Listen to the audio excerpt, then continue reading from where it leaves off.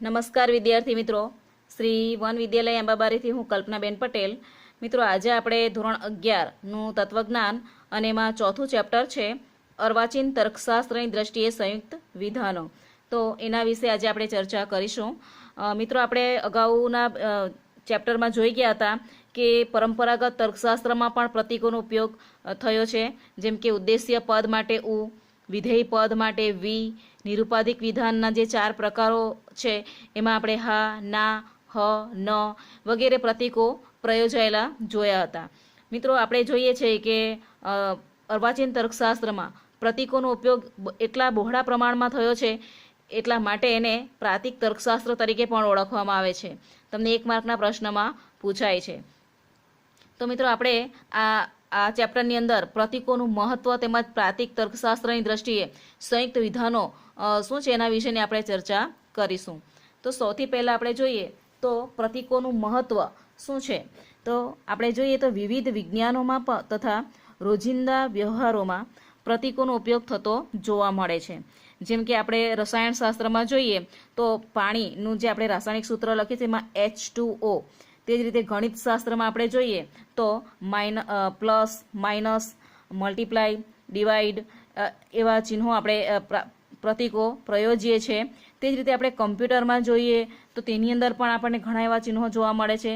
એ રીતે મોબાઈલમાં પણ આપણને સ્ટાર, હેઝ જેવા વિવિધ વિશિષ્ટ પ્રતીકો છે. અને એ જ પ્રમાણે પ્રાતિક તર્કશાસ્ત્રમાં પણ વિધાનોના સંબંધને રજૂ કરવા માટે અલગ અલગ પ્રતીકોનો ઉપયોગ કરવામાં આવે છે, જેમાં નિષેધ, સમુચ્ચય, વિકલ્પન, શરતી અને દ્વિશરતી જેવા પ્રતીકોનો ઉપયોગ થાય છે. વિધાનોનું સત્યતા મૂલ્ય તપાસવા માટે પ્રાતિક ભાષા ખૂબ જ ઉપયોગી નીવડે છે અને એના ઘણા ફાયદા પણ છે. સૌથી પહેલાં આપણે જોઈએ તો એનો એક ફાયદા કે ભાષાની સંદિગ્ધતા એટલે કે અસ્પષ્ટતાનું નિવારણ કરવા માટે, જે આપણને સરળતાથી સમજાઈ જાય એટલા માટે. સામાન્ય રીતે તર્કક્રિયા ભાષાના માધ્યમ દ્વારા રજૂ થાય છે, પરંતુ ભાષા જટિલ સાધન છે. ભાષામાં કેટલાક અઘરા, આપણને જે જલ્દી સમજાય નહીં એવા અસ્પષ્ટ અને સંદિગ્ધ શબ્દોનો ઉપયોગ થાય છે, જેવા કે ઘોડો, ચકલી વગેરે. આવા શબ્દોને તર્કક્રિયાને ગૂંચવણોમાં નાખી દે છે. જો એ વિધાનો અને દલીલોના રૂપની રજૂઆત વિશિષ્ટ પ્રતીકો દ્વારા કરવામાં આવે તો એ રજૂઆત એકદમ સ્પષ્ટ અને સરળ બની જાય છે. જેમ કે આપણે જોઈએ તો પી વિકલ્પન ક્યુ, પી શરતી ક્યુ, આ પ્રકારની રજૂઆતમાં સંદિગ્ધતાનો પ્રશ્ન ઉપસ્થિત થતો નથી. એટલે પ્રાતિક ભાષાનો ઉપયોગથી ભાષાની સંદિગ્ધતાનું નિવારણ થાય છે. તમને પરીક્ષામાં પૂછી શકાય કે પ્રતીકોનો વાપરો એનું શું મહત્વ છે, એટલે કે કયા ફાયદા છે. એમાં આપણે જોઈએ કે દલીલોની અસ્પષ્ટ અને સંક્ષિપ્ત રજૂઆત આપણે કરી શકીએ. એક ઉદાહરણ આપણે જોઈએ કે જો વરસાદ આવે અને પાક સારો થાય તો ખેડૂતો રાજી થાય અને અનાજ સસ્તું મળે છે. તો આ વાક્ય જે છે એની અંદર પહેલું વાક્ય જોયું, પછી બીજા વાક્યમાં આવે છે કે વરસાદ આવે છે અને પાક સારો થાય છે, તેથી ખેડૂતો રાજી થાય છે અને અનાજ સસ્તું મળે છે.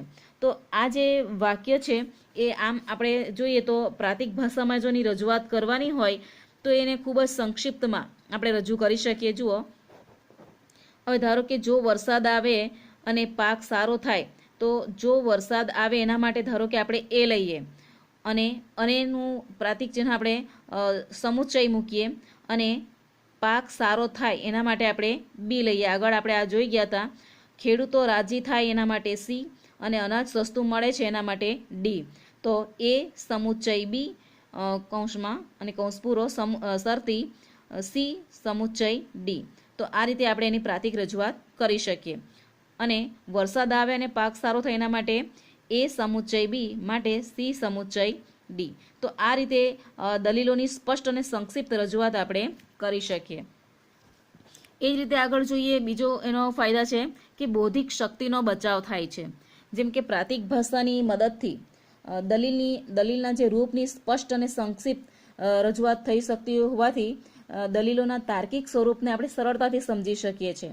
જેમ કે ઉદાહરણ તરીકે જુઓ, પહેલામાં આપ્યું છે કે એ ગુણ્યા એ એમ 7 વાર છે, બરાબર બી ગુણ્યા બી એ 5 વાર છે.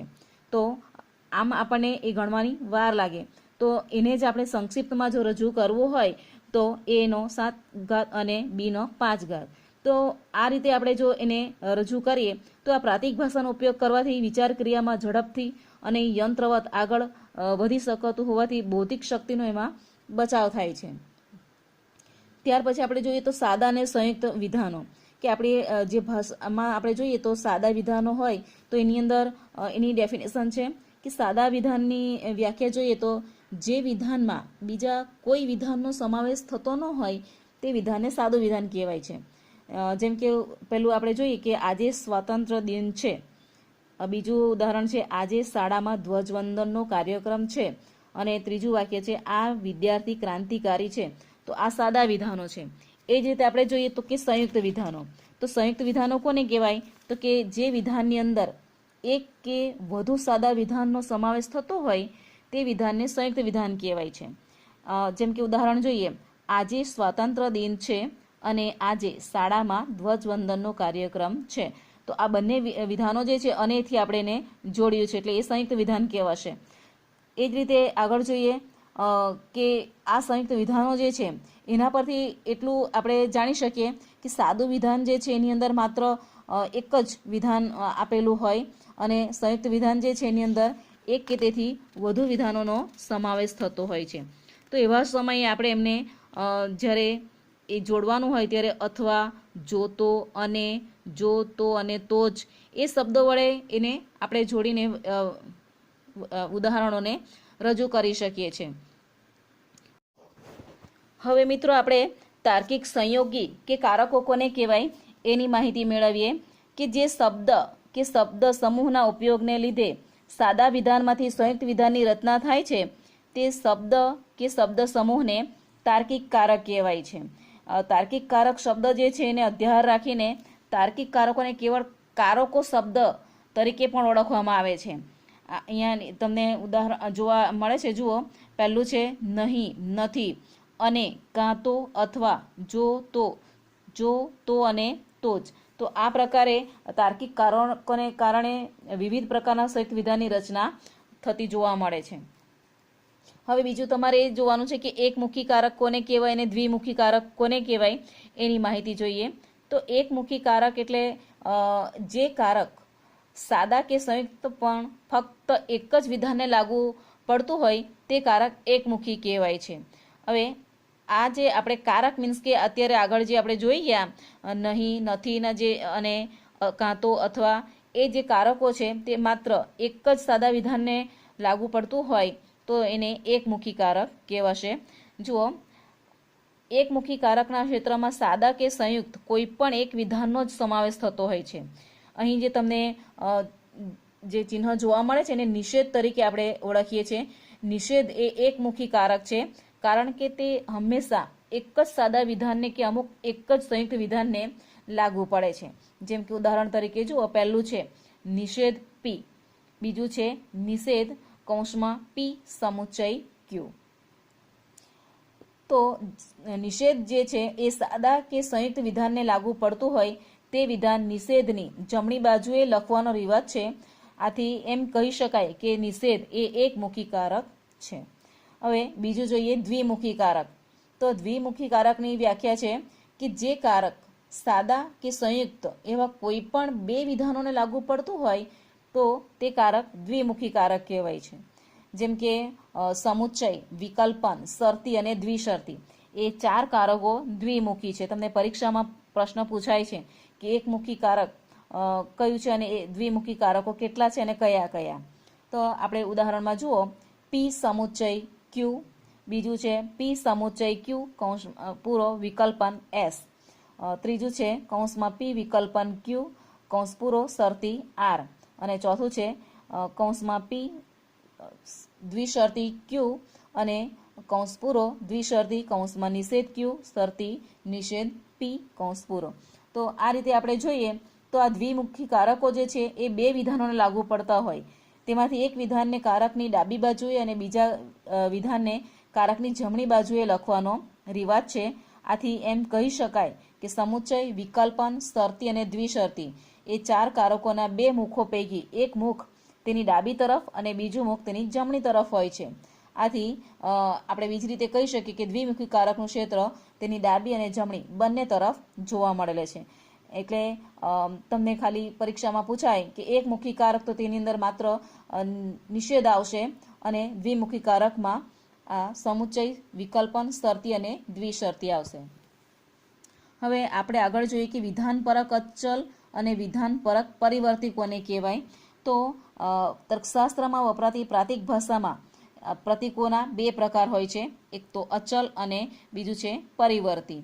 તો એની આપણે વ્યાખ્યા જોઈએ તો વિધાનપરક અચલ એટલે શું? તો વિધાનપરક અચલ એટલે અમુક નિશ્ચિત વિધાન માટે વાપરવામાં આવતું પ્રતીક કે જે અમુક માત્ર નિશ્ચિત વિધાન માટે જ વપરાતું હોય છે. એમાં કેપિટલ અંગ્રેજીના અક્ષરો જે છે ABCD, તમે XYZ સુધીના કોઈ પણ અંગ્રેજી મૂળાક્ષરના અક્ષરો જે છે એને વિધાનપરક અચલ તરીકે તમે લઈ શકો છો. વિધાનપરક અચલ જે છે એની અંદર આપણે જોઈએ તો ABCD વગેરે કેપિટલ અક્ષરોમાંથી ગમે તે અક્ષર કોઈ પણ વિધાન માટેના પ્રતીક તરીકે વાપરી શકાય છે. અમુક વિધાનની પ્રાતિક રજૂઆત કરતી વખતે વિધાન માટેના પ્રતીક તરીકે ગમે તે કેપિટલ અક્ષરનો ઉપયોગ થઈ શકે છે. એ કહેવાનો અર્થ એ કે વિધાન માટેના પ્રતીકની પ્રારંભિક પસંદગી મુક્ત છે, પણ એકવાર જે અમુક નિશ્ચિત વિધાન માટે અમુક નિશ્ચિત પ્રતીક પસંદ કર્યા પછી બીજા બે જે બંધનો ઊભા થાય છે કે ધારો કે એ જ વાક્ય બીજી વાર આવે તો ત્યારે જે તમે પહેલી વાર લીધું હોય એ જ મૂળાક્ષર લેવાનો હોય છે. આપણે ઉદાહરણ દ્વારા સમજીએ. જુઓ, જો વિદ્યાર્થી મહેનત કરે છે તો વિદ્યાર્થી સફળતા મેળવે છે. જો વિદ્યાર્થી સફળતા મેળવે છે તો શાળાનું પરિણામ સુધરે છે. તેથી જો વિદ્યાર્થી મહેનત કરે છે તો શાળાનું પરિણામ સુધરે છે. હવે તમે પ્રાતિક રજૂઆતમાં જોશો તો પ્રાતિક રજૂઆત નંબર 1માં જુઓ કે વિદ્યાર્થી મહેનત કરે છે, તો એના માટે આપણે એ લીધું છે, કેપિટલ A. વિદ્યાર્થી સફળતા મેળવે છે એના માટે આપણે B પસંદ કર્યું છે. હવે ફરી પાછું વાક્યમાં જુઓ, જો વિદ્યાર્થી સફળતા મેળવે છે, ફરી આવ્યું છે તો ફરીવાર આપણે શું લેવાનું છે? B જ લેવાનું છે. અને તો શાળાનું પરિણામ સુધરે છે એના માટે આપણે C લીધું છે. તો તેથી વિદ્યાર્થી મહેનત કરે છે એના માટે આપણે એ લીધું હતું અને શાળાનું પરિણામ સુધરે છે એના માટે C લીધું હતું. એટલે જે એકવાર આપણે લીધું હોય એ અક્ષર એ જ વાક્ય બીજી વાર આવે તો ત્યારે તેનો તે જ એ પ્રતીક તરીકેને લેવાનું હોય છે. એટલે તમને આટલો ખ્યાલ આવ્યો હશે. હવે આગળ જોઈએ કે વિધાનપરક પરિવર્તી કોને કહેવાય. તો વિધાનપરક પરિવર્તી એટલે જેને સ્થાને વિધાન મૂકી શકાય તેવા પ્રતીકરૂપ અક્ષર. ઉદાહરણ તરીકે આપણે જોઈએ તો કે બીજી ABCDની અંદર ABCD વગેરે નાના જે કેપિટલ અક્ષરો છે એ વિધાનપરક પરિવર્તીઓ છે. વિધાનપરક પરિવર્તીઓને સ્થાને સાદું વિધાન મૂકી શકાય અને સંયુક્ત વિધાન પણ મૂકી શકાય. આપણે બીજી રીતે કહીએ તો ABCD વગેરે પ્રતીકો સાદા તેમજ સંયુક્ત વિધાન માટેના સ્થાન સૂચક પ્રતીકો છે. હવે આ બે વચ્ચેનો ભેદ શું છે? તો એ બે વચ્ચેનો ભેદ માત્ર એટલો જ છે કે ABCD જે કેપિટલ અક્ષરો જે છે એ વિધાનપરક અચલો અમુક નિશ્ચિત વિધાનો માટેના જ પ્રતીકો છે અને કોઈ પણ વિધાનની પ્રાતિક રજૂઆત કરતી વખતે આ પ્રતીકનો ઉપયોગ કરવાની જરૂર પડે છે. જ્યારે વિધાનપરક પરિવર્તીમાં બીજી ABCDના નાના અક્ષરો એ કોઈપણ વિધાનનું સ્થાન સૂચવનારા પ્રતીકો છે. કોઈપણ વિધાન માટેના રૂપ માળખાની રજૂઆત કરતી વખતે આ પ્રતીકનો ઉપયોગ કરવામાં આવે છે. હવે સત્યતા ફલનલક્ષી સંયુક્ત વિધાનો કોને કહેવાય એની આપણે ચર્ચા કરીશું. તો સત્યતા ફલનલક્ષી સંયુક્ત કારકો જે છે એની અંદર એની વ્યાખ્યા જોઈએ તો જે સંયુક્ત વિધાનનું સત્યતા મૂલ્ય તેની અંદર સમાવેશ પામતા વિધાન કે વિધાનોના સત્યતા મૂલ્ય પર અવલંબતું હોય તો તે સંયુક્ત વિધાનને સત્યતા ફલનલક્ષી સંયુક્ત વિધાન કહેવામાં આવે છે. એક ઉદાહરણ જોઈએ કે સુભાષચંદ્ર બોઝ ક્રાંતિકારી છે અને સરદાર પટેલ વૈજ્ઞાનિક છે. તો આ જે સંયુક્ત વિધાનનું સત્યતા મૂલ્ય બે સાદા વિધાનોના સત્યતા મૂલ્ય પર અવલંબે છે. એટલે કે આ બંને વિધાનો કેવા છે, સત્ય છે કે અસત્ય, એના પર જોવા મળે છે. તો આપણે જોઈશું તો આમાંનું પહેલું વિધાન જે છે એ સત્ય છે, સુભાષચંદ્ર બોઝ ક્રાંતિકારી છે તો એ સત્ય છે. અને બીજું વિધાન છે સરદાર પટેલ વૈજ્ઞાનિક છે તો એ બીજું વિધાન અસત્ય છે. આથી આ બંને વિધાનોનું બનેલું સંયુક્ત વિધાન અસત્ય ઠરે છે. એના પરથી સ્પષ્ટ એ થાય છે કે કે સત્યતા ફલનલક્ષી સંયુક્ત વિધાનોના સત્યતા મૂલ્યનો નિર્ણય સ્વતંત્ર રીતે નહીં પણ તેના જે ઘટકરૂપ વિધાનો જે છે એની સત્યતા મૂલ્યના આધારે જ થઈ શકે છે. એટલે કે એ બે વિધાનો સત્ય છે કે નહીં એના આધારે થાય છે. અને સત્યતા ફલનલક્ષી સંયુક્ત વિધાનોને સત્ય ફલનો ને નામે પણ ઓળખવામાં આવે છે. હવે આપણે જોઈએ તો તાર્કિક સંયોગીઓ કોને કહેવાય? તો કે જે કારકોના ઉપયોગને લીધે સત્યતા ફલનલક્ષી સંયુક્ત વિધાનની રચના થાય છે તે કારકને સત્યતા ફલનલક્ષી કારક કહેવામાં આવે છે. હવે આપણે જોઈએ તો નિષેધ, સમુચ્ચય, વિકલ્પન, શરતી અને દ્વિશરતી આ પાંચેય કારકોના ઉપયોગથી સત્યતા ફલનલક્ષી સંયુક્ત વિધાનની રચના થતી જોવા મળે છે. હવે એનું આ કોષ્ટક નીચે આપ્યું છે, એમાં જુઓ કે સત્યતા ફલનલક્ષી કારકો કયા કયા છે? તો કે નહીં, નથી, અને, કાં તો, અથવા, જો તો અને તો જ. તો એ કારકને કારણે બનતું સત્યતા ફલનલક્ષી સંયુક્ત વિધાન કયું બનશે? તો કે નહીં અને નિષેધ હોય તો એ નિષેધવાચક વિધાન બનશે. અને હોય તો એ સામૂહિક વિધાન કહેવાય. કાં તો અથવા હોય તો એને વૈકલ્પિક વિધાન. જો તો હોય તો શરતી વિધાન. જો તો અને તો જ હોય તો એ દ્વિશરતી વિધાન તરીકે ઓળખાશે. તો આ રીતે મિત્રો તમે એને રજૂ કરી શકો છો. હવે આપણે જોઈએ કે સંયુક્ત વિધાનના પ્રકારો કેટલા છે. તો એમાં સંયુક્ત વિધાનના પ્રકારોમાં સૌથી પહેલાં આપણે નિષેધ વિશે જોઈએ કે નિષેધવાચક વિધાન. નહીં કે નથી એ તાર્કિક કારકના ઉપયોગથી નિષેધની રચના થાય છે. એટલે નિષેધની વ્યાખ્યા આપણે એ રીતે આપી શકીએ કે જે સંયુક્ત વિધાનમાં નથી કારક વડે મૂળ વિધાનનો નિષેધ કરવામાં આવ્યો હોય તે સંયુક્ત વિધાનને નિષેધ કે નિષેધવાચક વિધાન કહેવામાં આવે છે. આપણે ઉદાહરણમાં જોઈએ તો ચંદ્ર ઉષ્ણ છે નહીં. ઉષ્ણ એટલે ગરમ, કે ચંદ્ર ઉષ્ણ છે નહીં. બીજું ઉદાહરણ છે ચંદ્ર ઉષ્ણ છે એ વાત ખરી નથી. ત્રીજું છે ચંદ્ર ઉષ્ણ છે એ વાત ખોટી છે. ચંદ્ર ઉષ્ણ છે એમ નથી. અને પાંચમું છે એ ખરું નથી કે ચંદ્ર ઉષ્ણ છે. તો આ જે વાક્યો છે એ વિધાનોના નિષેધ કરવા માટેની વિવિધ રીતે શાબ્દિક તફાવત હોવા છતાં એ નિષેધવાચક અર્થ સમાન છે. એને અલગ અલગ રીતે રજૂ કરવામાં આવેલું છે પણ એનો આપણે નિષેધ જોવા મળે છે એની અંદર. તો આ રીતે નિષેધવાચક વિધાન જે છે એની અંદર આપણે જોઈએ તો નિષેધ ચંદ્ર ઉષ્ણ છે એ મૂળ નિષેધના મૂળ વિધાન ચંદ્ર ઉષ્ણ છે માટે એમ પ્રતીક મૂકીએ તો નિષેધની પ્રાતિક રજૂઆત કઈ રીતે કરી શકાય? તો કે નિષેધ એમ. ધારો કે ચંદ્ર ઉષ્ણ છે નહીં તો એના માટે આપણે ધારો કે એમ શબ્દ ચંદ્ર ઉષ્ણ છે એના માટે એમ પ્રતીક લીધું હોય તો નિષેધ એમ આવશે. ધારો કે પી લીધું હોય તો નિષેધ પી આવશે. તો આ રીતે આપણે એને રજૂ કરી શકીએ. હવે આ જે નિષેધના સત્યતા મૂલ્ય અંગેના જે નિયમો છે એના પરથી એટલું સ્પષ્ટ થાય છે કે જો પી સત્ય હોય તો નિષેધ પી અસત્ય હોય છે, અને જો પી અસત્ય હોય તો નિષેધ પી સત્ય હોય છે. એટલે અહીં એનું આ સત્યતા કોષ્ટક તમે જોશો તો જુઓ પી તો નિષેધ પી, અને નિષેધ પીની અંદર આમાં જોશો તો જો એ સત્ય હોય તો નિષેધ પી અસત્ય, અને જો અસત્ય હોય તો સત્ય. અને શેના આધારે આપણે આ નિયમ મૂક્યો તો એક પહેલી જે હરોળ છે એના આધારે આપણે એ રજૂ કરી શકીએ. બીજું છે સમુચ્ચય અને કે સામૂહિક વિધાન. તો એની અંદર આપણે જોઈએ તો સમુચ્ચયને અને તાર્કિક કારકના ઉપયોગને લીધે સમુચ્ચયની રચના થાય છે. કે એની વ્યાખ્યા આપણે જોઈએ તો જે સંયુક્ત વિધાનોમાં બે વિધાનો અને શબ્દથી જોડાયેલા હોય તે સંયુક્ત વિધાનને સમુચ્ચય કે સામૂહિક વિધાન કહેવામાં આવે છે. આપણે ઉદાહરણ જોઈએ તો ટેલિવિઝન આંખને નુકસાન કરે છે અને મોબાઈલ કાનને નુકસાન કરે છે. કારેલા કડવા છે અને કારેલા ગુણકારી છે.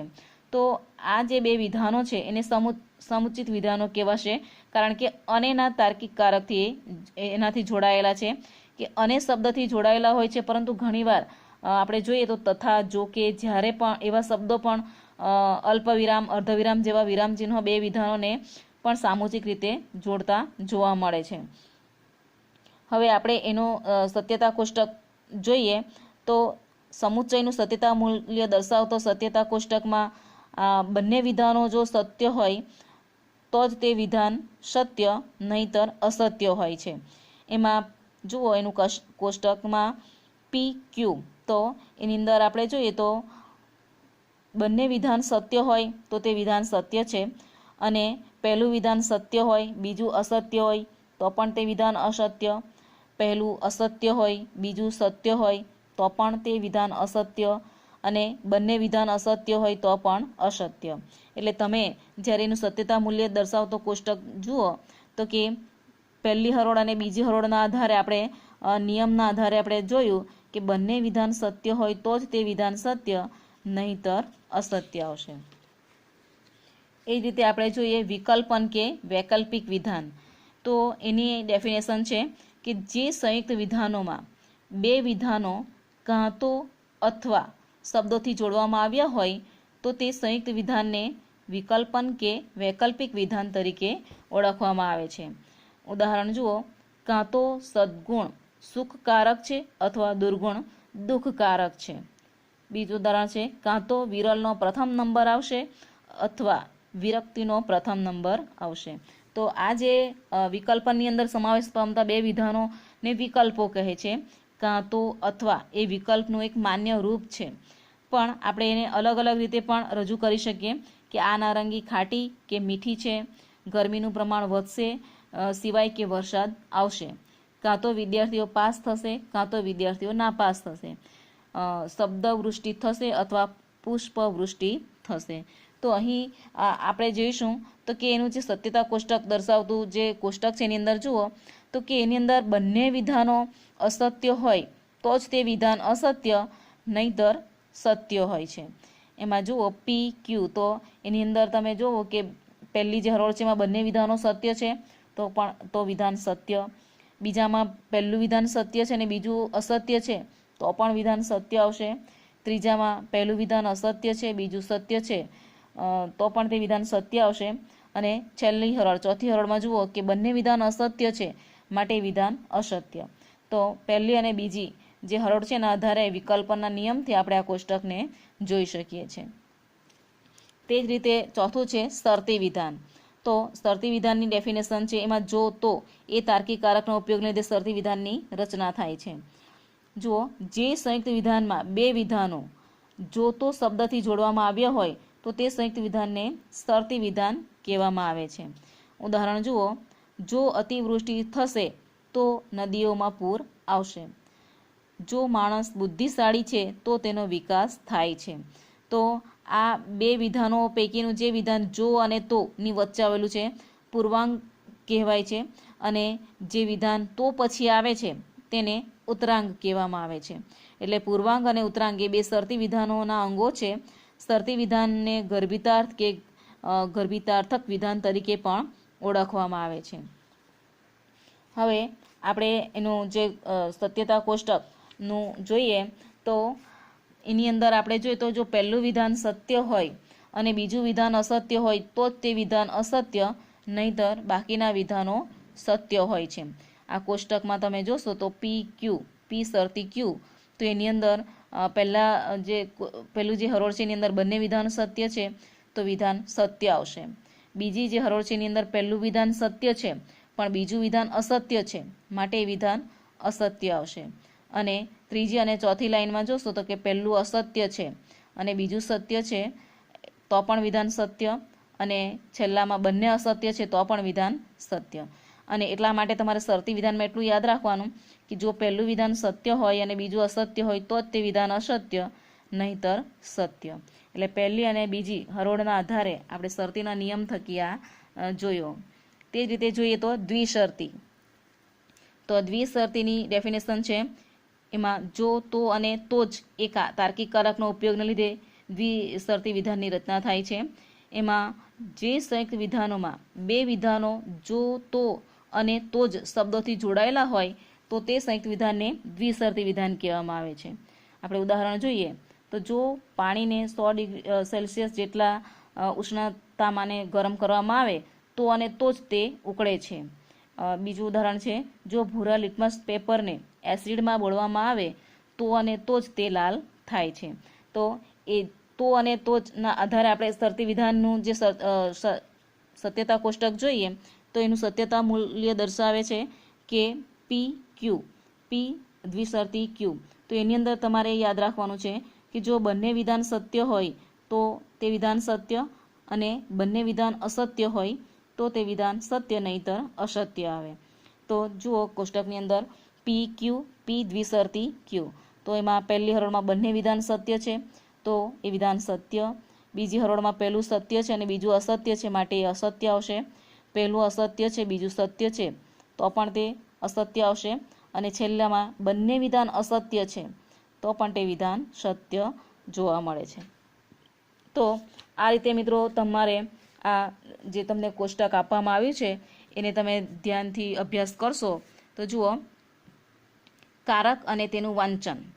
તો કારક કયું છે? નિષેધ. અને એને વાંચન આપણે નથીના અર્થમાં કરવાનું છે. સંયુક્ત વિધાન તમે આવશો નહીં, તો અને સંયુક્ત વિધાનની પ્રાતિક રજૂઆત તમે આવશો નહીં, તો તમે આવશો માટે ધારો કે આપણે પી લઈએ અને નિષેધ એ એની પ્રાતિક રજૂઆત થશે, અને સંયુક્ત વિધાનનો પ્રકાર શું કહેવાશે? નિષેધ કે નિષેધવાચક વિધાન. તે જ રીતે બીજું છે સમુચ્ચય. તો એનું વાંચન અને માટે છે. આકાશ વિશાળ છે અને દરિયો ઊંડો છે. તો આકાશ વિશાળ છે અને સમુચ્ચયનું ચિહ્ન અને માટે સમુચ્ચય મૂકવાનું, દરિયો ઊંડો છે. એની પ્રાતિક રજૂઆત ધારો કે આપણે કરીએ તો પી સમુચ્ચય ક્યુ, અને સમુચ્ચક કે સામુચિક વિધાન તરીકે ઓળખવામાં આવે છે. તે જ રીતે ત્રીજું છે વિકલ્પન. કાં તો અથવા. તે શિક્ષિત છે અથવા તે અશિક્ષિત છે. તો એનું સંયુક્ત વિધાનની પ્રાતિક રજૂઆત જુઓ, વિકલ્પનનું ચિહ્ન મૂકવાનું છે. પી વિકલ્પન ક્યુ, એને વૈકલ્પિક વિધાન તરીકે ઓળખવામાં આવે છે. ચોથું છે શરતી. જો તો. જો હવા આવે તો ગરમી દૂર થાય. હવા આવે તો ગરમી દૂર થાય. જો તો માટે શરતીનું ચિહ્ન મૂકવાનું છે, અને પી શરતી ક્યુ એટલે એ શરતી વિધાન છે. તે જ રીતે પાંચમું છે દ્વિશર્તી. જો તો અને તો જ, એના માટે દ્વિશર્તીનું ચિહ્ન મૂકવાનું હોય. જો આ પદાર્થ લોહ ચુંબક છે તો અને તો જ તે લોખંડને આકર્ષે છે. તો એની સંયુક્ત વિધાનની પ્રાતિક રજૂઆત દ્વિશર્તીથી થશે. પી દ્વિશર્તી ક્યુ, તો એને દ્વિશર્તી એનો પ્રકાર છે. હવે અહીં જે તમને સત્યતા કોષ્ટક પૂર્ણ કરવા માટે આપ્યું છે તો એ તમારે લખવાનું છે. આપણે જે ઉદાહરણ આગળના જોઈ ગયા એના આધારે તમારે એ બનાવવાનું છે. અને અહીં વ્યાખ્યા આપી છે એ વ્યાખ્યાને પણ તમારે લખવાનું છે અને મોકલવાનું છે. અને પાછળનું જે સ્વાધ્યાય છે, સ્વાધ્યાય 4, એ પણ તમારે કરવાનું છે. Thank you.